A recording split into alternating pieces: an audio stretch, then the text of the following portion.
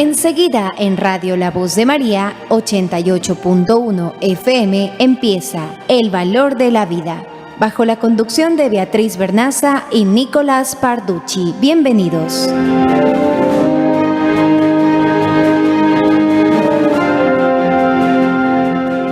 Bienvenidos, queridos amigos, a su programa El Valor de la Vida. Programa dedicado a profundizar sobre Dios, la cultura de la vida, la nueva era y la iglesia. ¿Cómo estás, Nicolás? Muy bien, María Beatriz, en la voluntad de Dios. Siempre. Queridos amigos, el día de hoy tenemos unos invitados increíbles. Estamos hablando de Nicolás Parducci y Alicia Miranda de Parducci. ¿Cómo están? Bienvenidos. Bien, gracias. Muchas gracias por invitarnos. Muchas gracias. El día de hoy, queridos amigos, gracias por estar aquí. El día de hoy, queridos amigos, vamos a conversar sobre un tema muy importante y es sobre el Concilio Vaticano II. Los invitados que tenemos hoy aquí han vivido el preconcilio, el concilio y el postconcilio. Y en este diálogo pues vamos a conversar con ellos un poquito de qué fue lo que les gustó más, qué les sorprendió, o qué se les dificultó más sobre el concilio, ¿verdad? Un poquito conocer no solamente lo que es el concilio, sino pues la vivencia, ¿no? Sí, va a ser un lindo programa. Pero antes de continuar, queremos recordarles a nuestros amigos oyentes la forma de ayudar a la misión de evangelización de La Voz de María 88.1 FM, para que pueda seguir llegando a nuestros hogares. Puede hacer transferencias o depósitos bancarios a las cuentas de la radio a nombre de Ramorza con el RUC 0990-888-302-001. En el Banco de Guayaquil a la cuenta de ahorros número 1531-1139. En Produbanco a la cuenta corriente número 1049-16-1000. Y en el Banco Pichincha, cuenta de ahorros número 2204829569. Les recordamos que tenemos también la gran rifa por la evangelización. La Voz de María te quiere sobre ruedas y a solo $20 puedes comprar la rifa y podrás ayudar a que las bendiciones de la radio sigan llegando a nuestros hogares. El primer premio es un hermoso carro sedán y el segundo premio una flamante y útil moto. El sorteo se realizará el mes de diciembre ante notario público. Para conseguir las rifas puedes venir a nuestra oficina en la ciudad de la Bolivariana, calle Andrés Bello y avenida del Libertador, Manzana A, Villanueva. También puedes ir a la isla Corazón de Jesús en el centro comercial Albán Borja. Para más información tenemos el WhatsApp 09600-82900 o al número 259-8860.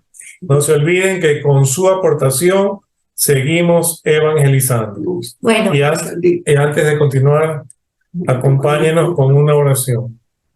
Por la señal de la Santa Cruz de nuestros enemigos, líbranos, Señor Dios nuestro, en nombre del Padre, del Hijo y del Espíritu Santo.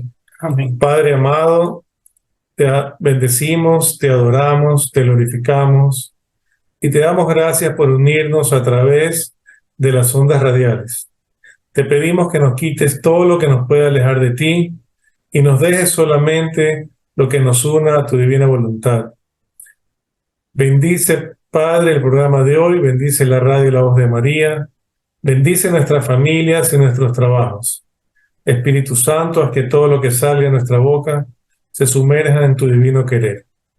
Amén. Amén. Amén. Amén. Bueno, muchísimas gracias por esa oración, Nicolás. Entonces, queridos amigos, empezamos. Primero, como vamos a hablar del Concilio Vaticano II, vamos a hacerle acuerdo a nuestros radioescuchas brevemente qué es un concilio.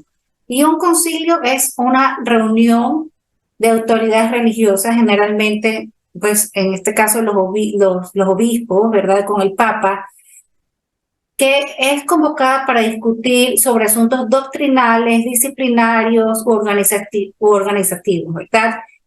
Pues se pueden abordar temas como teológicos, temas litúrgicos, pastorales o administrativos. ¿Y cuál es el objetivo de este concilio?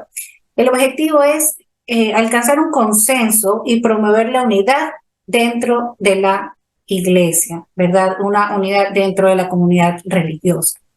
Y en sí, eso es el concilio, pero hablando del Concilio Vaticano II especialmente, voy a leer brevemente un pequeño resumen de lo que es el Concilio Vaticano II y por quién fue convocado. El Concilio Vaticano II fue convocado por el Papa Juan XXIII y se llevó a cabo en la Ciudad del Vaticano entre el año 1962 y 1965.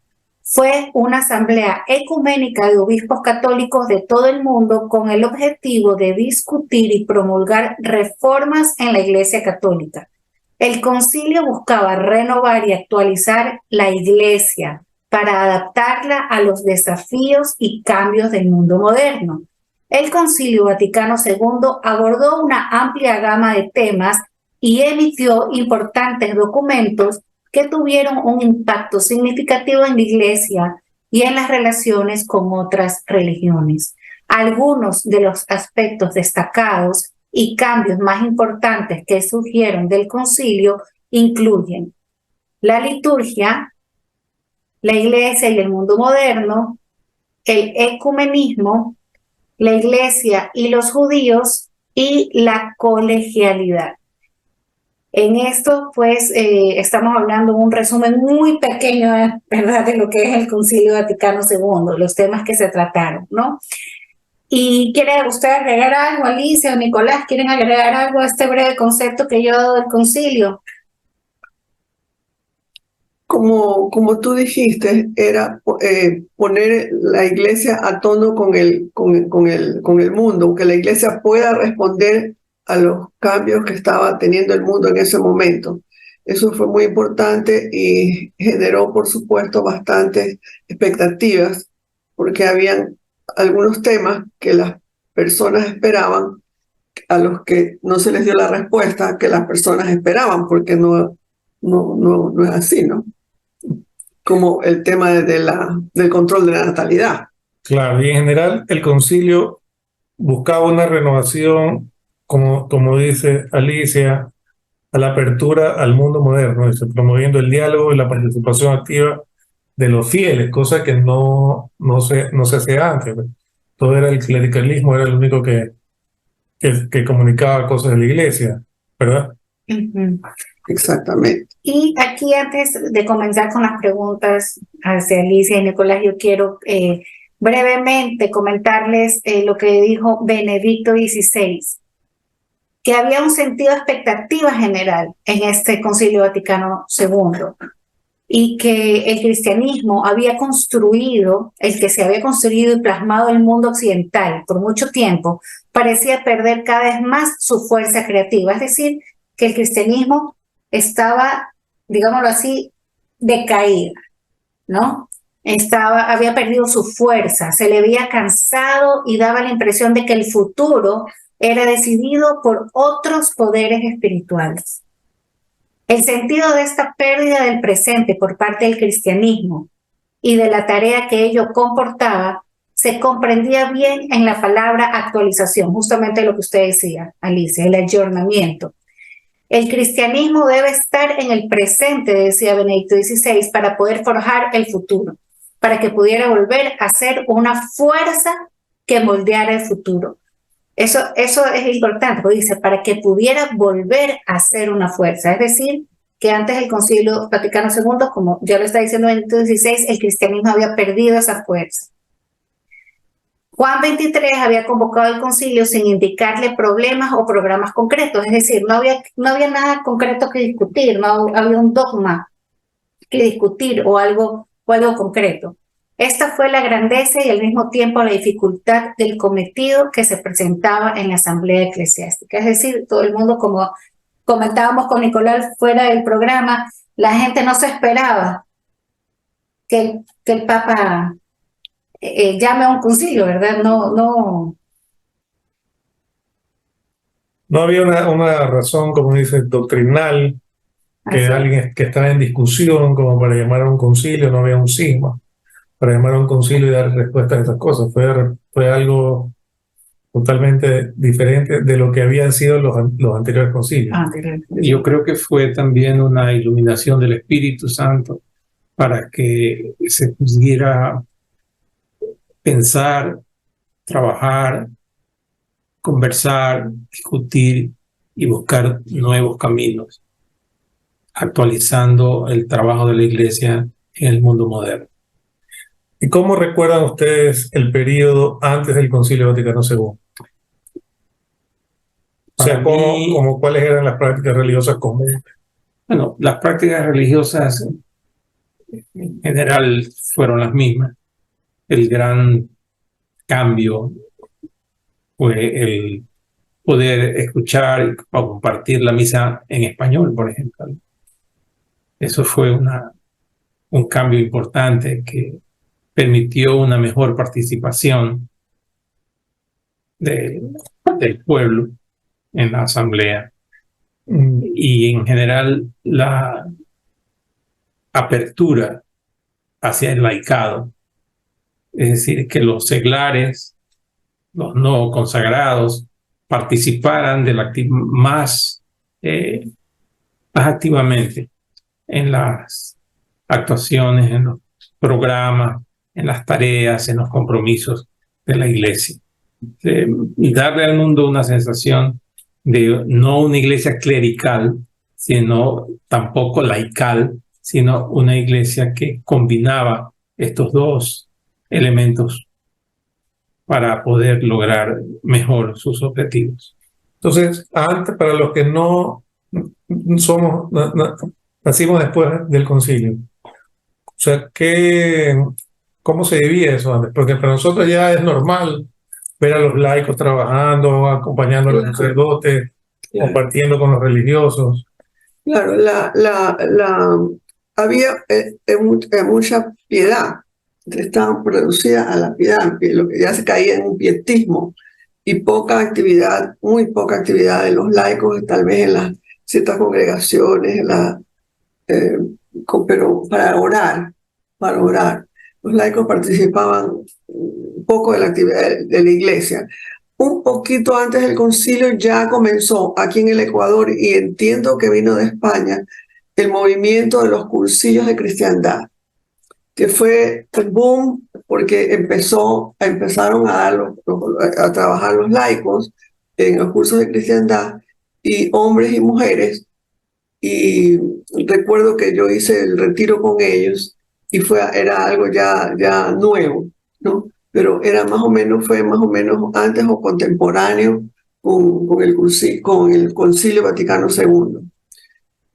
En realidad, siempre recordamos en el preconcilio que tuvimos la suerte de que nos guíe el padre Pepe Gómez, el padre José Gómez Izquierdo, porque estábamos en el movimiento familiar cristiano, que decía que nadie esperaba que Juan XXIII, que era ya un papa mayor, hiciera esa revolución en la iglesia, porque realmente en el preconcilio toda la iglesia en todo el mundo colaboró, porque habían reuniones parroquiales, y de esas reuniones pasaban los resultados al obispo, y el obispo mandaba a Roma, que fue una consulta mundial, ¿no? Y entonces esto que causó mucho revuelo, porque habían pues opiniones a favor, opiniones en contra, había gente escandalizada, unos que esperaban una cosa, otros que esperaban otra. Sí, había mucho. Ese es el post-concilio. No, incluso antes y durante el concilio no se sabía qué era lo que iba a pasar, ¿no? Y muchas expectativas, como digo, sobre el control de la natalidad, sobre el sacerdocio femenino, sobre el matrimonio de los sacerdotes. Había todas esas expectativas de que hubiera un cambio también más radical en ese aspecto. Es importante también anotar que el tema de la iglesia no se discutía, no era un tema de conversaciones de carácter profundo, tal vez conversaciones familiares, entre amigos, tal vez para criticar o para buscar mejoras, pero no de una manera organizada, sincronizada, estudiada, para poder encontrar soluciones a los problemas. Una cosa puede resultar a esta altura de la historia rara, y es que realmente los dos únicos sacramentos para los cuales había preparación previa eran pues el sacerdocio, ¿verdad? Para ser sacerdote siempre se necesitó tener estudios. Y el otro sacramento era el de la primera, la comunión, ¿no? La Eucaristía. Para hacer la primera comunión había que hacer un curso previo de catequesis que se daba en las parroquias y también en las escuelas y colegios religiosos católicos, ¿verdad? Pero los otros sacramentos no. Y entonces esta necesidad de que la recepción de los sacramentos tuviera estas exigencias, esta necesidad de que tuviera que les daba también un carácter de importancia, las convertía en importantes. Y todo eso contribuyó mucho, yo creo, a la preocupación de apoyar los cambios que se venían a una gran parte de la población. O sea, en general no hubo rechazos, sino esporádicos en determinados sectores a los cambios que se proponían y que se realizaron. Tú preguntaste sobre cómo vivíamos la Eucaristía antes del concilio. En general, cómo vivían su espiritualidad. Claro, sí, la vivíamos, había como que había bastantes momentos de silencio. La Eucaristía, cuando el sacerdote estaba de espaldas y no se le escuchaba qué era lo que decía, ¿no? Entonces había bastantes momentos de silencio. Había personas que rezaban el rosario durante la misa, ¿no? Y se cantaba menos. Se cantaba a la entrada, a la salida, en la comunión, ¿verdad? Seguramente había también las misas cantadas. Y algo que se vivía en las iglesias, en las parroquias, que se veía, era muy pocos hombres. Y si iban los hombres, se quedaban completamente atrás. Muy raro el que entraba más adelante. Se quedaban completamente atrás de las iglesias. Con el concilio ese fue un cambio maravilloso. Tú ahora ves cantidades de hombres que van con sus esposas, que se ponen al lado, que comulgan. Antes el hombre iba, pero no comulgaba. Era rarísimo, ya los viejitos tal vez comulgaban, ¿no? Y lo digo porque íbamos a misa a diario, ¿no? Nos dábamos cuenta de eso. Entonces sí, yo creo que este cambio fue muy, muy positivo, que la gente sintió que formaba parte de la Eucaristía. La Eucaristía era para los fieles, no era solo para el sacerdote, sino que era para un acto comunitario de participación, ¿no? Y se descubrió, nos hicieron descubrir, porque había que explicar, nos hicieron descubrir todo el sentido y el valor de la Eucaristía. Para mí eso fue maravilloso. No sé si fue porque teníamos como asesor al padre Pepe, pero él le encantaba la liturgia y nos explicaba perfectamente todas las cosas. Cuando Alicia dice el padre Pepe, se refiere a José Gómez Izquierdo. Sí. Conocido como el padre Pepe.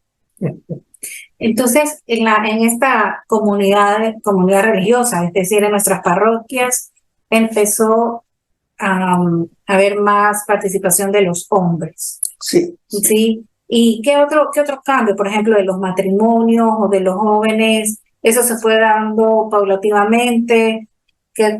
¿Cuál es el orden más o menos? Los cambios que se empezaron a ver. Lo más importante, y yo recalco, que me parece que lo dije antes, fue la exigencia de la preparación para la recepción de los sacramentos, ¿no?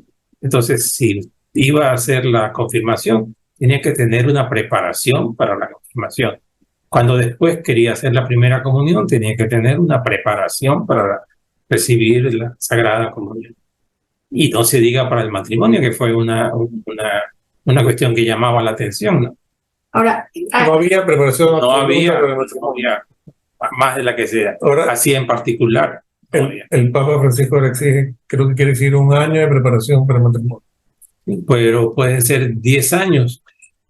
Se había estableció, creo que fue Juan Pablo II, la preparación remota, que es la que se recibe en el hogar.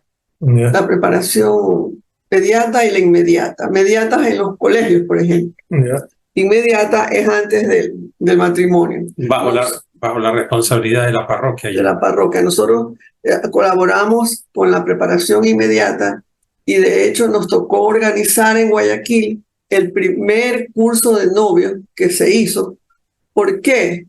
Porque, explica mejor tú eso, Nico, que tú te acuerdas bien, que la Conferencia Episcopal Ecuatoriana. La Conferencia Episcopal Ecuatoriana emitió un documento sumamente importante que se refería a la aplicación del concilio en el Ecuador.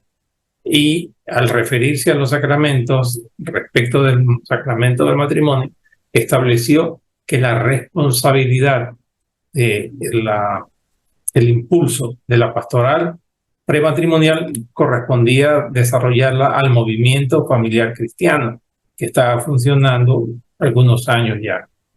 Es decir, que invitaba de esa manera y comprometía de esa manera a los seglares también a incorporar sus esfuerzos al de los párrocos para que los novios reciban una adecuada preparación también espiritual para el matrimonio. Es decir, no basta el amor, hacen falta muchas cosas para conseguir la felicidad.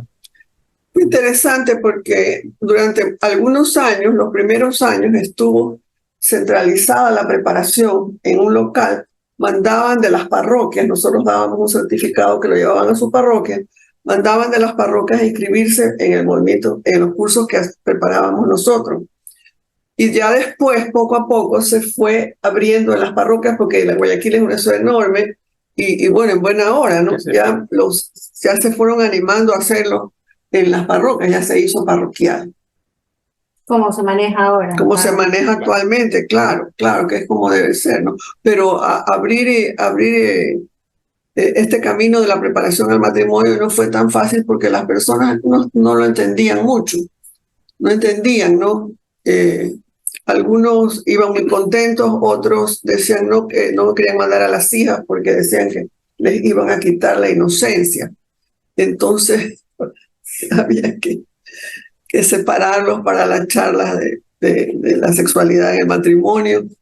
Ya después, alguna vez que faltó uno de los médicos, los juntamos y nos dimos cuenta que era mejor que la pareja escuche lo mismo. Claro. Claro. Sí, ahora esto parece natural, decimos claro, sí. Y esto era que se empezó el movimiento familiar cristiano, ¿qué era? O sea, ¿cómo nace ese movimiento? ¿Sí te acuerdas? El padre Richards. A ver, Sí, un padre Pedro Richards, creo que era uruguayo. Él lo trajo, me parece que de Europa, que existían los movimientos, los equipos de Nuestra Señora, en Francia había los equipos de Nuestra Señora, y trajo este movimiento a América Latina y lo fundó en varios países, pero se llamó Movimiento Familiar Cristiano. Pero esto fue post-concilio. No, ya estaba preconciliar, sí. Entonces el movimiento, para el movimiento con la orientación que tuvimos aquí, entramos en el preconcilio, en el concilio de lleno, ¿no? Había pocos movimientos de cristiano, concilios de cristiandad y tal vez algo más había, ¿no? Siempre, además de las cofradías, de las congregaciones parroquiales que siempre había, Siempre había confradías, esas cosas que son más que bien. también servían para la educación de los seglares, pero no movimientos específicamente dedicados a la enseñanza y a la práctica, y también a la difusión y al compromiso de transmitir el mensaje, que es tan importante. Una cosa, alguna vez, o sea, usted, si no tenía ese certificado, no podían casarse. Sí, ¿Y alguna vez negaron el certificado a alguna pareja o no? No, porque era certificado de asistencia, no de conocimiento. Y eso le decían cuando entregábamos el certificado el último día, no es un certificado de un seguro de felicidad que estamos entregando. No es porque ya hicieron el curso van a ser felices. Claro, es para que tengan la conciencia de lo que es el Claro, y para que no olviden nunca que la fuerza, la gracia de Dios está lista, máxime que reciben el sacramento del matrimonio para está al servicio de ustedes para que sean felices, ¿no? El objetivo es la felicidad. Eso era la clave. ¿Qué más ocurrió con esto de la participación de los laicos en la iglesia? Para los laicos se nos abrió una gran expectativa, pero en cambio fue muy difícil, muy duro para los párrocos abrirse a los laicos, sea porque venían pues profesionales a querer ayudar con experiencia en algunas cosas que el sacerdote no tenía, y entonces no abrieron así nomás la ayuda de la colaboración de los laicos en las parroquias. Fue poco a poco que se logra, ¿no? Y los mismos laicos, también hubo resistencia por parte de los laicos, porque hay ese respeto al sacerdote, de es lo que el sacerdote diga, como él lo diga. O sea, ¿también hubo resistencia por parte del laico o solo el sacerdote? Probablemente sí. Tanto como resistencia, no. Podía haber un poco de temor, de mucho respeto, de modo que se iban, como dice, a hacer lo que el sacerdote decía, como colaborador, ¿no? Pero habían ya los laicos que se estaban formando en cursos de cristiandad. Recuerdo, esos laicos querían participar de la iglesia, ¿no? Querían participar de la iglesia. Sí, los cursos de preparación al matrimonio que organizábamos y que coordinábamos, a veces dábamos charlas, eran exitosos, los considerábamos más exitosos cuando de las 40, 20 o 60 parejas que habían asistido al curso, había varias que decidían no seguir adelante. Eso significaba que estaba bien orientado el curso, porque los había hecho reflexionar, pensar en la trascendencia que tiene el sí matrimonial. Y eso es importantísimo que quede claro, que es un sí para siempre y un sí hacia la felicidad. Perfecto, eso en cuanto a la participación. No, perfecto no soy. Parece. Eso en cuanto a la participación de los laicos, hemos hablado un poquito de eso, también de la liturgia, que ya se participaba más, se sentía una iglesia como más unida, ¿verdad? También en la lengua propia, vernácula, podíamos entender, se puede entender mejor la misa, ¿no? La gente seguía rezando el rosario. Alicia, ¿qué pasó? Ya no. Se redujo. Podía, porque había una participación constante. Se redujo. Puede ser que todavía alguna persona lo haya hecho, ¿no? Porque tal vez muy mayor o no tenía las lecturas, porque nos daban todo para poder participar. Un cambio de piedad que usted decía. Antes la iglesia era como muy piadosa, de mucho silencio, mucha piedad, que no significa que ahora no lo sea, pero también se usaba el velo en las mujeres, por ejemplo, que era obligatorio usar el velo antes. Sí, era raro. Uno podía entrar a una iglesia a hacer una visita fuera de misa. Por ejemplo, yo salía del colegio y entraba a la iglesia que estaba al paso, entraba como estaba, pues no me iba a poner velo, porque no lo llevaba, y ya venía del colegio. Pero si era para la Eucaristía y la comunión, había que tener la cabeza cubierta. ¿Y qué pasó de repente cuando ya no había que cubrirse la cabeza? No pasó nada. No pasó nada. Había que doblamos los velos y los guardamos como recuerdo. No. ¿Y había misa diaria? Claro. Sí. Claro, había misa diaria, eso sí había. Eso sí había misa diaria acá. Seguro, claro. Y siempre me acuerdo que nos preguntábamos por qué los hombres no se cubren la cabeza, más bien se la descubren. porque si no pueden ir no entraban con sombrero, sino que se lo sacaban. Y eso fue tuvo como que en usted algo espiritual, el hecho de ya no usar velo, o sea, le costó. En realidad no. Recuerdo que el velo se fue reduciendo.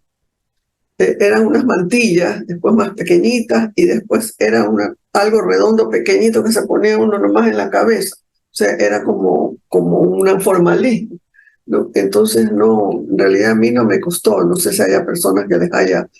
Yo creo que no, porque después no se veía nadie con velo. Ahora más bien veo de repente a alguien con velo como que hay una añoranza de cubrirse la cabeza, qué sé yo. Ahora más bien a veces veo en la, en la parroquia que van 2 o 3 personas que se cubren la cabeza, pero lo harán como penitencia, tal vez como una ofrenda, Una piedad un personal. ofrecimiento, algo personal, ¿no? Pero yo creo que, por ejemplo, yo pensaba, los musulmanes, las mujeres se cubren el pelo todo el tiempo, lo tienen cubierto, porque ellos piensan que la cabellera de la mujer es una tentación. Y por eso en las iglesias de ellos las mujeres están atrás y los hombres adelante, así no la tienen que ver a las mujeres, pues, es como una tentación. Y pienso que a veces yo me distraigo con los maravillosos pelos que tienen las chicas ahora, ¿no? Digo, puede ser que por eso haya sido que en un tiempo hubo el velo para cubrir la cabellera de la mujer y que la gente los hombres en general, las personas no se distraigan mirando el peinado de la que está adelante. Pero igual uno se puede distraer con cualquier cosa también mirando el velo, ¿no? Claro, hay unos velos preciosos, sí. Y en cuanto a la opinión que tiene el legado del Concilio Vaticano II en la Iglesia Católica, en cuanto a las otras religiones y el mundo, ¿cómo lo tomaron? ¿Cómo se veían las religiones no cristianas antes del concilio y después del concilio? Bueno, hubo una apertura, ¿no? Porque el concilio declara que todos somos hijos de Dios y que todos nos podemos salvar.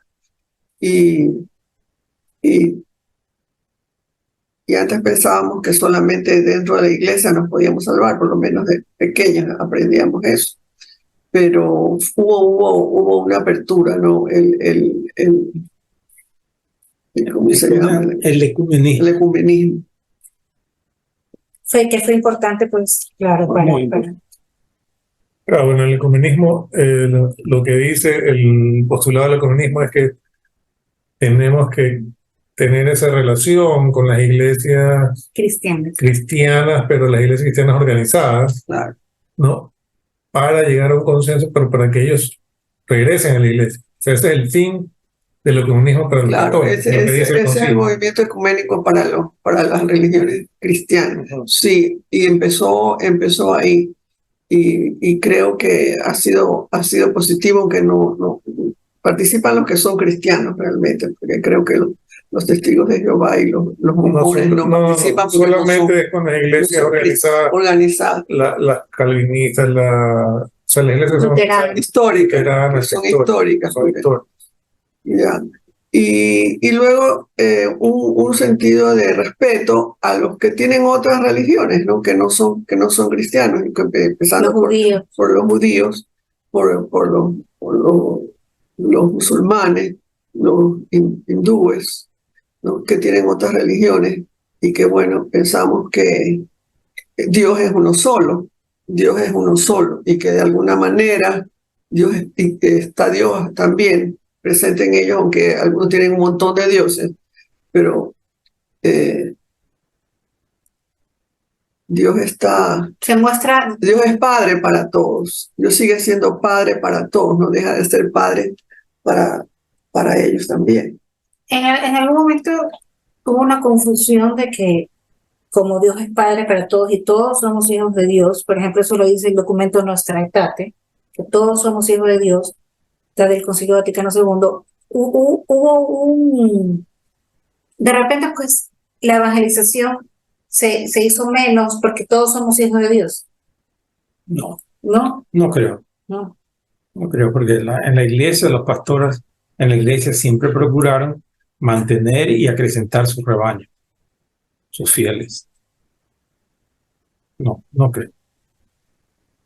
Al menos no tengo ninguna experiencia en ese Y tema. la preparación, sobre todo al bautismo, ¿no? Que es algo que se hace en las parroquias, yo creo que proporcionó un acercamiento entre el párroco y sus fieles, pues, Así, claro.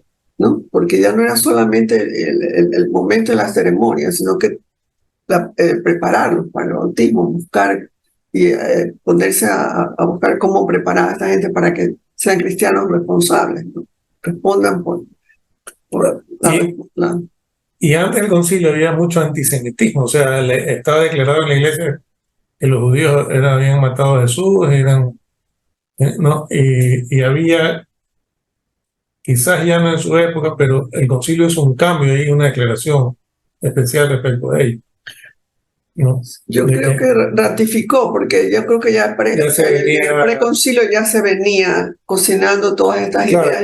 Después del holocausto que hubo en el... Exacto, después yo creo que sí, fue bajando a lo que podía haber sido antes, porque yo pienso que ya en el colegio mismo no fue tan fuerte eso, aunque habían algunas personas que siempre eran radicales, ¿no? Contra los judíos.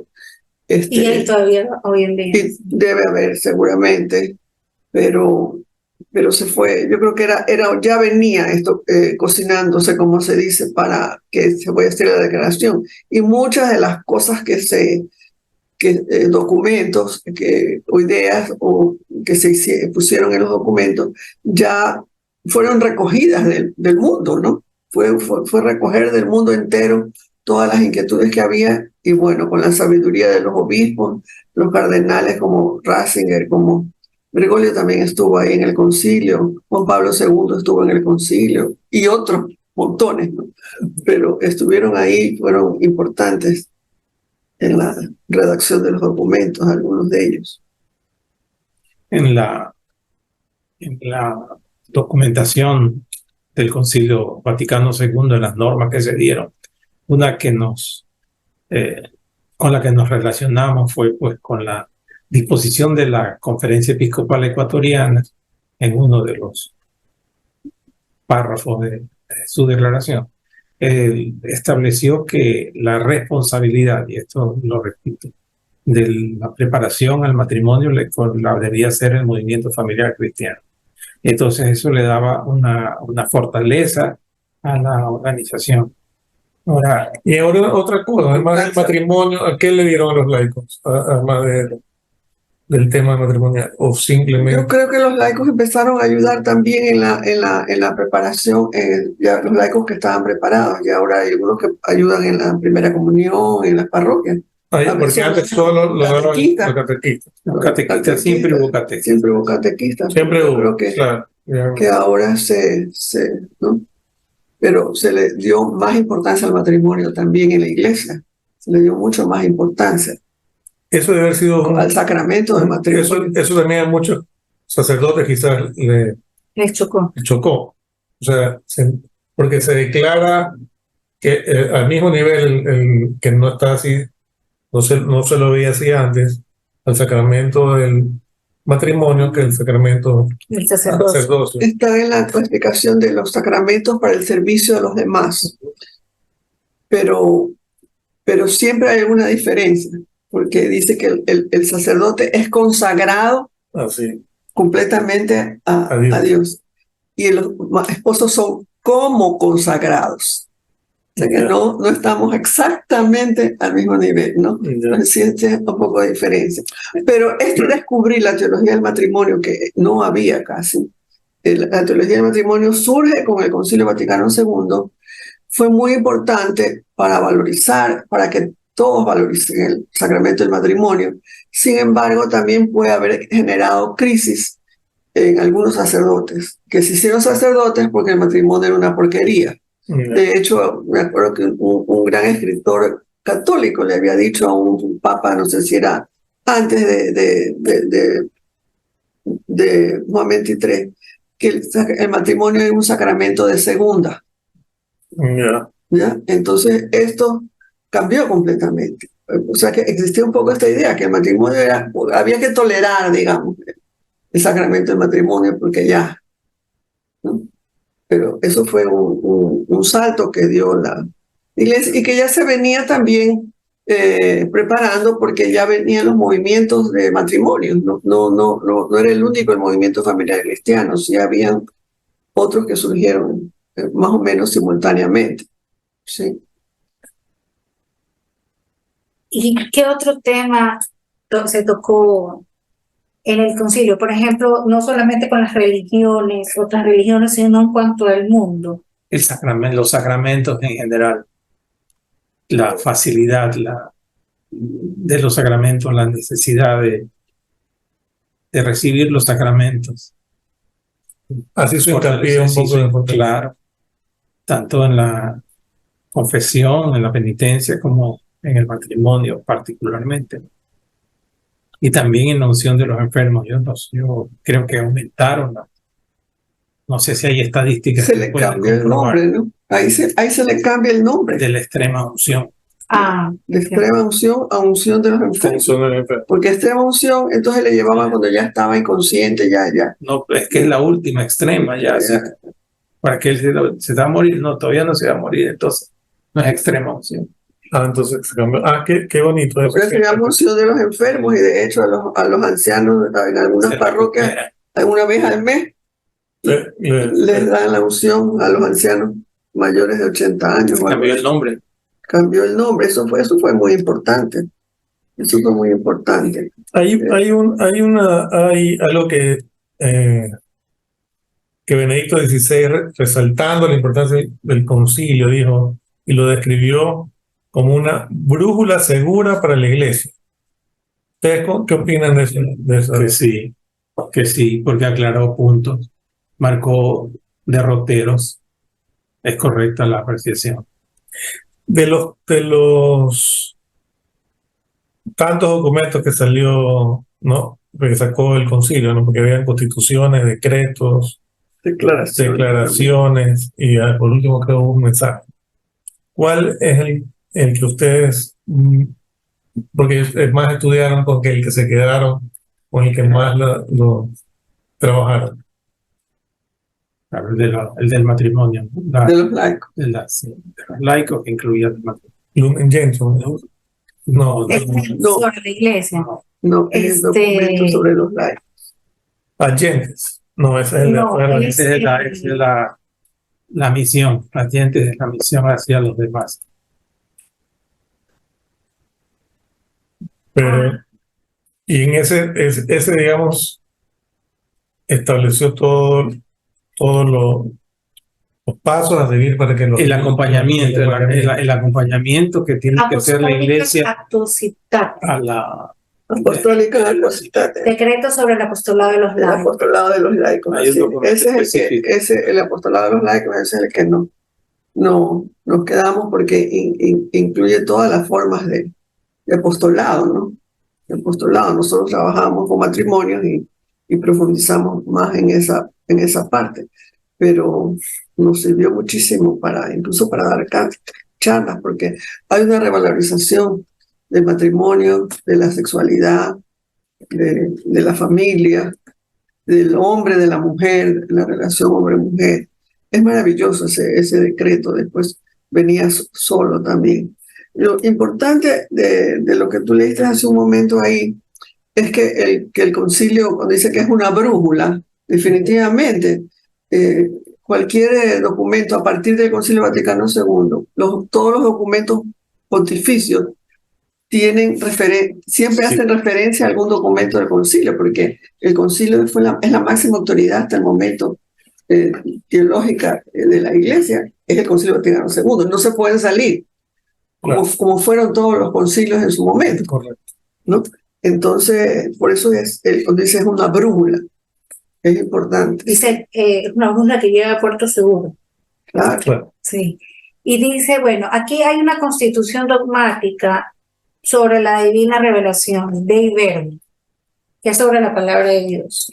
¿Cómo era vista la lectura de la Biblia antes y después del concilio, la palabra de Dios, del laico, qué papel tenía, o el mismo, o simplemente no hubo cambio? Claro que sí, porque antes nadie tenía Biblia, como que decían unos que era prohibido leer la Biblia y que no lo podías leer sino en los grupos, no podías leer solo. Pero esa no era una idea traída de los cabellos, era la preocupación porque sin una cultura adecuada, cultura religiosa, podía hacerse interpretaciones equivocadas.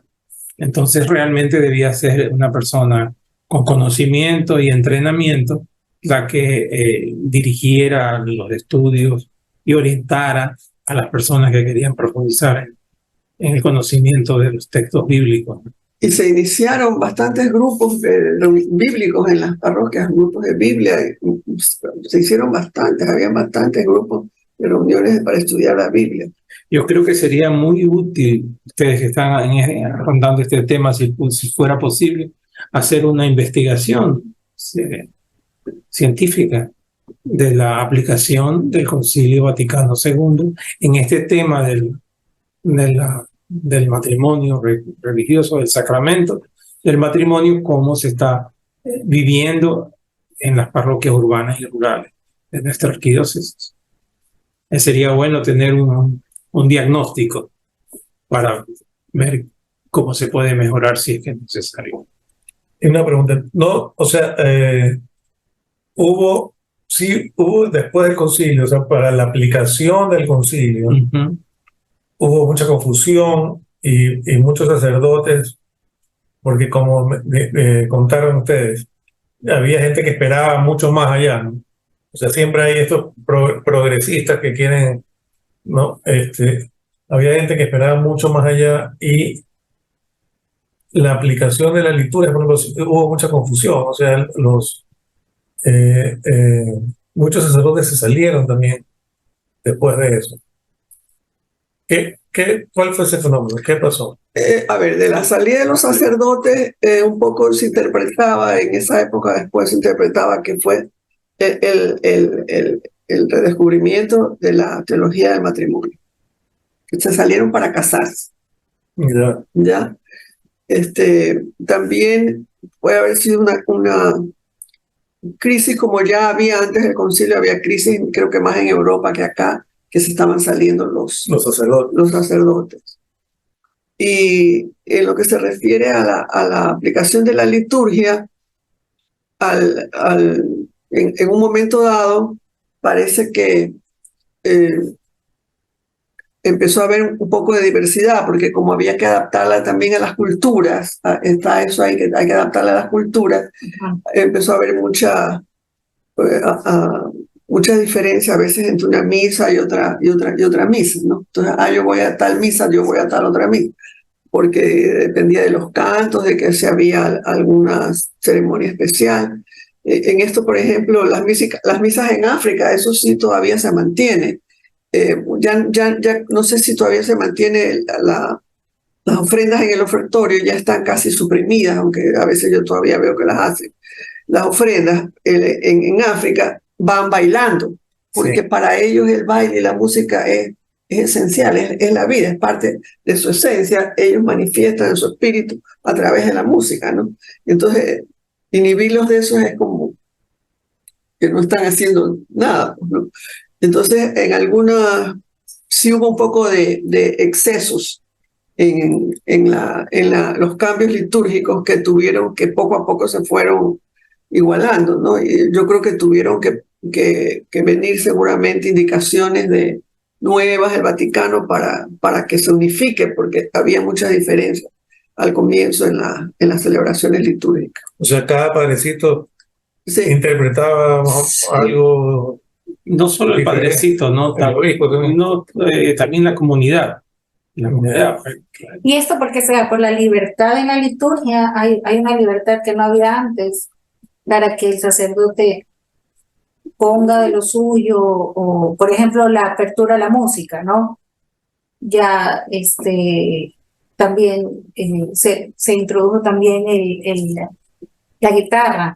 instrumentos De que ya eran que se consideraban antes profanos, ¿no? En algunos las baterías, ¿no? Como las que tocan a veces en la península. Ajá. Las baterías fuertísimas. Sí. Solo ahí he oído baterías. Bueno, supongo que en otras hay, pero no se escuchan, pero sí. Sí, cosas así, que, por ejemplo, se empezó a dar la comunión en la mano, Ya. ¿no? Entonces, o Y no se daba antes. no, siempre en la boca. O algunos ponían las hostias para que uno las cogiera. Ah, Eso, yo creo que eso lo suprimieron. sí, Eso no se Porque puede. era como, no se podía hacer. Higiene. Ponían las hostias como que, ¿no? Para que la misma persona cogiera la hostia. No, eso se suprimió. ¿Y la comunión era parada o de rodillas antes del concilio? Era de pie. Íbamos de pie Antes a del comulgar. concilio. Antes del concilio era de rodillas. Siempre de rodillas, sí. Concilio únicamente, antes del concilio únicamente de rodillas. Sí, sí. Y eso fue un choque para ustedes, por ejemplo, comulgar de pie. No, en absoluto, porque nos explicaban un poco eso, nos explicaban, ¿no? La actitud de pie, ¿no? En la Pascua judía, que los egipcios tienen que comerse el cordero, cuando iban a salir de Egipto, tienen que comerse el cordero de pie, ¿no?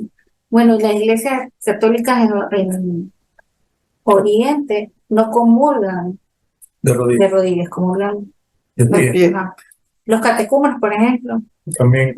Aquí ahora hace poco es que se empezaba a hacer otra vez de rodillas, pero antes estaba generalizado que era todo el mundo de pie. Todo el Claro. mundo de pie. Y eso- Ahora hace unos pocos años que veo que la gente se está arrodillando. Porque se volvió a recibir la comunión no en columna, sino en filas. Cuando es en columna, no hay tiempo para Rodillas, claro. arrodillarse y levantarse. Cuando es en fila, en línea, Claro. te puedes arrodillar, porque el sacerdote va pasando y después regresa y tiene tiempo para cambiarle. Antes del concilio era en En fila. Antes del concilio ibas en fila y te arrodillabas. Y te arrodillabas en los reclinatorios, Sí. y así mismo regresábamos por los lados. Para no interrumpir la fila, se regresaba por los lados. Por lo menos así era. En el colegio era muy ordenado eso. Sí, bueno, ahorita sí es un poco, ordenar a la gente es un poco difícil, pero Sí, en las iglesias, en las parroquias grandes también es difícil. Pero en general yo veo Sí, hay muy buen movimiento. Sí, ahora es como voluntario. Si tú quieres hacerlo de pie, lo haces de pie. Si lo quieres hacer de rodillas, lo haces de pie. El que no se puede arrodillar, lo hace de pie. Es como voluntario, ¿no? Pero igual la comunión en la o sea mano o en la boca. que tiene... Eso tiene normas, me parece a mí, dentro de cada diócesis, ¿no? Respecto Sí. de la entrega de las hostias. Sí, igual Hay reserva. Cada fiel tiene el derecho de comulgar como de rodillas, de pie, en la mano o en En la mano o en la boca. Sí. Sí, Mucha gente en la pandemia que empezó a comulgar en la mano. Sí, mucha gente, sí. Sí. Eh, Pienso que cuando uno está de rodillas es mejor recibir en la boca, ¿no? Una novedad que se introdujo en la liturgia fue el tema de la paz. Eso no existía antes. Eso no, nos perdimos nosotros eso. Porque imagínate tú de muchacho, al lado de quién te vas a sentar en la misa para darle la paz.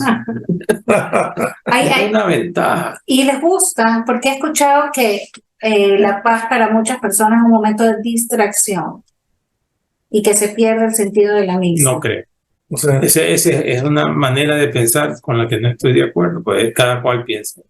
Yo pienso que es una manera de manifestar el afecto, que es la esencia del cristianismo, el afecto. Es que la misa es un acto comunitario. Es donde descubres la dimensión comunitaria del cristianismo, ¿no? en la misa, estás rezando con todos los hermanos, entonces el momento de dar la paz, que debe ser sin exageraciones, porque a veces la gente exagera, uno se cambian después, se van a buscar al familiar que está por otro lado. Entonces hay que establecer normas y reglas para todo, para que haya orden, ¿no? Está establecido, cuando uno lee, tiene que darle la paz a los que están alrededor, nada más. Nada O sea, más, no, nada más. pero claro, aquí alrededor lo sienten quizás 10 bancas más allá. Y también hay sacerdotes que se bajan a dar la paz, o sea, Sí, hay unos que otros que hacen eso. Entonces, sí, yo entiendo que eso sí le moleste a alguien, lo distraiga a alguien o piense que, o sea, es normal que cierta persona, Claro, pero no por el acto en sí de la paz, sino porque... así es, porque somos esos disturbios. entender que Bueno, les agradecemos muchísimo por acompañarnos en este programa, por comentarnos su experiencia maravillosa y enriquecedora para todos nosotros. Lastimosamente se ha acabado el programa y no sé si quieran cerrar con algo. yo quisiera cerrar con algo, y es que a partir del concilio, de los cambios que se introdujeron en la Eucaristía, en la Santa Misa, entendí por primera vez, empecé a entender toda la profundidad del sacrificio eucarístico, y eso para mí es invalorable, porque es el máximo acto litúrgico que tenemos, es un regalo de Dios la Eucaristía, y eso Que no se entendía así. no era un misterio. A veces sigue siendo un misterio tan grande que por eso mucha gente no lo entiende, porque todavía yo pienso que hace falta que se lo vuelva a explicar, se lo vuelva a decir y explicar lo que significa cada parte, cada oración. Creo que eso es muy importante. Es muy importante. Y Nicolás, usted desea cerrar con algo. Sí, que todo esto me ha dado mucha satisfacción, me ha hecho tener buenos recuerdos y me gusta tener estas intervenciones con mi enamorada al lado. felicitaciones por esa enamorada tan guapa. Bueno, queridos amigos, entonces nos vemos en nuestro próximo programa del Valor de la Vida aquí en 88.1 FM, La Voz de María. En la voluntad de Dios. Siempre.